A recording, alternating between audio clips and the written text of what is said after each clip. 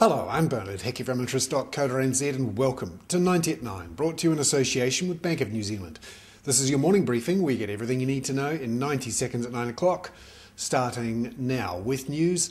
There is no deal done in the US game of debt ceiling chicken. Republicans and Democrats remain at loggerheads on how to increase the US debt ceiling, and the clock is ticking. A deal must be done within the next couple of days, or America will fail to lift its debt ceiling before August the 2nd. There are currently two competing plans around in Washington. A Republican House plan for a two-step ceiling hike, which would mean Barack Obama has to come back again next year to ask for another hike in the ceiling, which would be just before the election, and a Senate Democratic plan for a $2.7 trillion cut in the US budget deficit. That would mean the debt ceiling doesn't need to rise until after the presidential elections in 2012. Meanwhile, the gold price and the Swiss franc hit record highs overnight on fears about what a US default would mean for global markets. Oil prices also fell on concerns about what it would mean for the global economy.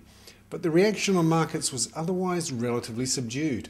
The Dow was down just 0.8% in late trade, and the New Zealand dollar, while stronger against the US dollar, remains slightly below its record highs of 86.7 US cents.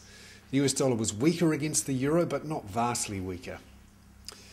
However, Standard & Poor's has warned again it may downgrade America even if it does manage to find some sort of compromised debt ceiling increase.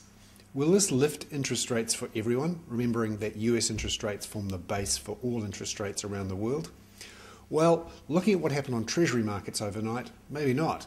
The US 30-year interest rate only rose 6 basis points to 4.32%, that's a 2-week high, and the US 10-year yield rose 4 basis points to 3%.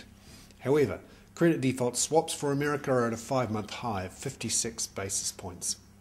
However, the International Monetary Fund has warned America to move urgently to raise its debt ceiling. Also overnight, Moody's cut Greece's credit rating by 3 notches to CA. That's much further into junk territory and is likely to say Greece has defaulted. But Greek banks are relatively relaxed about this now because they got bailed out last week. I'm Bernard Hickey. That was 90 at 9, brought to you in association with Bank of New Zealand.